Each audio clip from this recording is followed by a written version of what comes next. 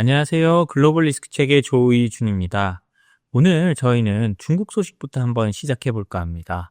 중국이 우크라이나 전쟁을 보는 속내는 뭘까요? 왕이 외교부장이요. EU의 외교 고위 관료들을 만나서 자신들의 속내를 그대로 표시를 했는데요. 아주 적나라하게 자신들의 속마음을 얘기했습니다. 그 중국의 속내를 한번 들여다보겠는데요. 왕이 중국 외교부장이요. 중국은 러시아를 돕는 것은 아니지만 러시아의 패배를 원하지도 않는다라고 말을 했다고 합니다. 어떤 내용이냐면요. 왕이 중국 외교부장이 지난 2일 그 벨기에 브뤼셀에서 카야 칼라스 EU 외교안보 고위 대표와 4시간 동안 비공개 회담을 가졌다고 합니다. 그래서 그 비공개 회담을 가진 내용이 언론을 통해서 좀 나오기 시작했는데요. 여기서요. 왕이 외교부장은 전체적으로 어떻게 밝혔냐면요. 중국은 모스크바의 패배를 원치 않는다고 직접 밝혔다고 합니다. 그러면서 왕위는 중국은 러시아에 군사 재정 지원을 하지 않았다라고도 했다는데요. EU가 니들이 도와줘서 러시아가 저렇게 싸우는 거 아니냐라고 하니까 우리는 전혀 도와준 게 없어. 실제로 어떤 재정적 지원이나 군사 지원도 하지 않았어. 라고 사실상 발뺌을 하면서도 속마음을 말한 게 그런데 우리는 러시아의 패배를 전혀 원하지 않아. 라고 했다는 겁니다. 왕이 외교부장은요, 이번 회담에서 러시아가 우크라이나에서 패하면 미국은 유럽에서 발을 빼고 태평양과 중국을 더 강하게 견제할 수밖에 없다. 따라서 우리는 러시아의 패배를 지켜볼 수 없다고 발언했다고 말했다고 합니다. 이거는 홍콩 사우스 차이나 모닝포스트나 다른 유럽 언론들에도 많이 났는데요. 우크라이나에서 만약 러시아가 패하는 모습을 보여준다.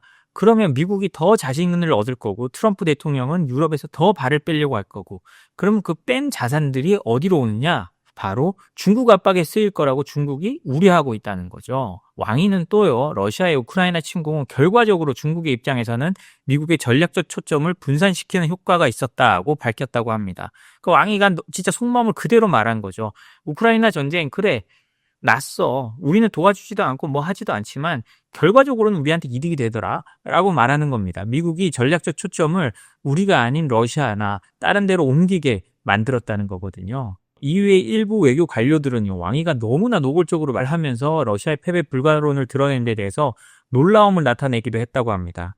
EU는 당연히 이 자리에서요. 저희가 여러 차례 강조한 적도 있지만 중국 기업들이 드론, 반도체, 무기 제작에 필요한 핵심 부품을 러시아에 제공하고요. 모스크바 군수산업을 유지하고 있다고 주장했다고 합니다. 저희가 소개시켜드린 여러 소식에서도 예를 들자면 드론 부품의 한 80%, 많게는 90%를 중국에서 가져온다라는 것도 있고요. 이런 것 때문에 EU가 굉장히 불만을 제기했겠죠. 그러니까 왕위는 이에 대해서 중국이 정말 무기를 제공했다면 전쟁은 진짜 끝났을 것이다.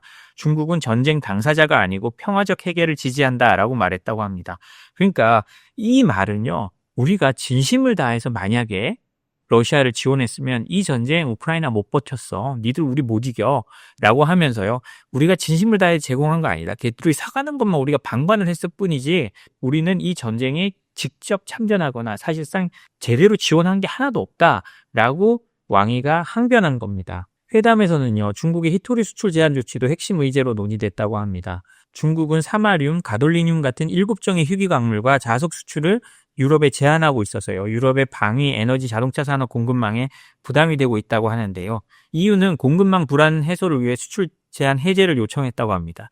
이건 사실 중국이 거의 히토류 생산의 7에서 90%를 잡고 있잖아요. 유통까지 하면 90%를 잡고 있다는 얘기도 있습니다. 미국의 히토류 광산에서 나오는 히토류도요. 다시 중국으로 갖고 가서 가공하는 경우가 많다고 합니다. 그렇기 때문에 현실적으로 중국이 전 세계 히토류를 쥐락펴락하고 있거든요.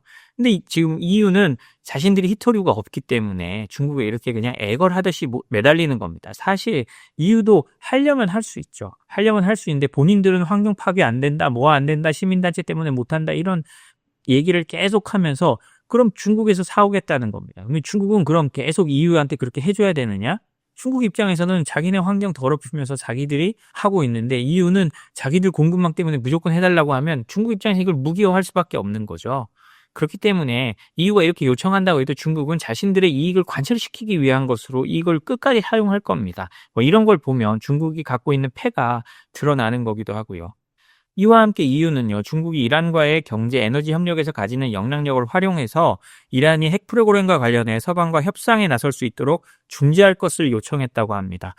이 부분도 참 새로운 건데요. EU가 이란과 이스라엘의 중재를 중국에 부탁한 거잖아요. 과거 이런 중재는 사실 미국과 유럽이 거의 전담하다시피 했는데 이제 세상이 바뀌어서 이런 거를 유럽이 중국에 부탁하는 그런 시대가 된 거라고 합니다. 이번 회담은 다음 달 예정된 EU와 중국 정상회담을 앞두고 사전협의 성격으로 진행이 됐고요. 러시아 전쟁, 히토류, 군수 에너지 문제 등 민감한 현안이 모두 거론됐다고 합니다. 이런 것만 봐도 중국의 외교적 영향력이 상당히 올라갔다는 걸 알 수 있는데요. 이제 우리가 세계의 움직임을 바라보는 데 있어서 과거보다 우리는 늘 G2라고 해서 중국의 움직임을 잘 살펴왔습니다만은 과거보다 더 중국의 움직임을 잘 살펴야 되는 때가 온 게 아닌가라는 생각이 듭니다. 다음 소식입니다. 중국이 지하금융망이요, 전 세계 범죄 네트워크의 허브가 되고 있다는 얘기인데요. 이 소식 한번 살펴보도록 하겠습니다. 미국의 블록체인 기반 금융범죄 추적 전문 기업 TRM 랩스는요, 지난달 23일 보고서에서 All Roads Lead to China라는 보고서를 냈습니다. 그러니까 모든 길이 차이나로, 중국으로 향한다라는 보고서죠.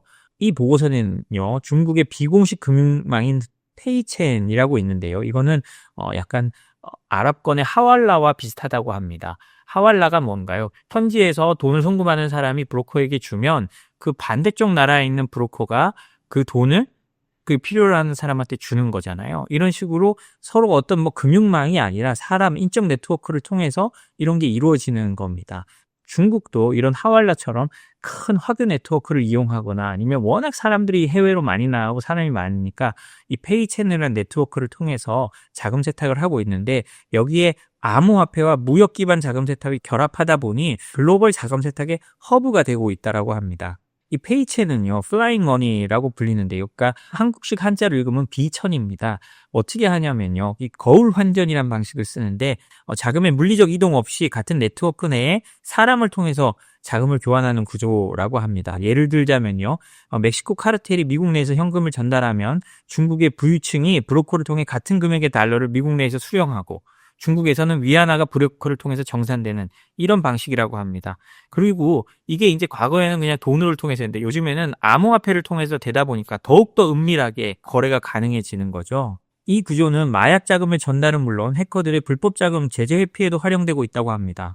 이 보고서에 따르면요, 북한 해커들이 탈취한 암호화폐는 중국의 비공식 시장 브로커를 통해서 현금화되고요, 홍콩에 기반한 페이퍼 컴퍼니를 통해서 물자 구입에 사용된다고 합니다. 실제로 북한 외화은행 소속 인물인 심현섭이라고, 이거 미국 제재명단에 자주 올라온 이름이거든요. 심현섭이 중국 홍콩 브로커들과 공모해서 암호화폐를 미국 달러로 세탁한 혐의로 기소된 바가 있습니다. 최근에 북한 해커들이 바이비트에서 15억 달러 규모의 암호화폐를 며칠 만에 세탁을 했거든요. 이때도 페이첸이 이용됐다고 하고요. 그리고 중국 삼화폐 아시죠?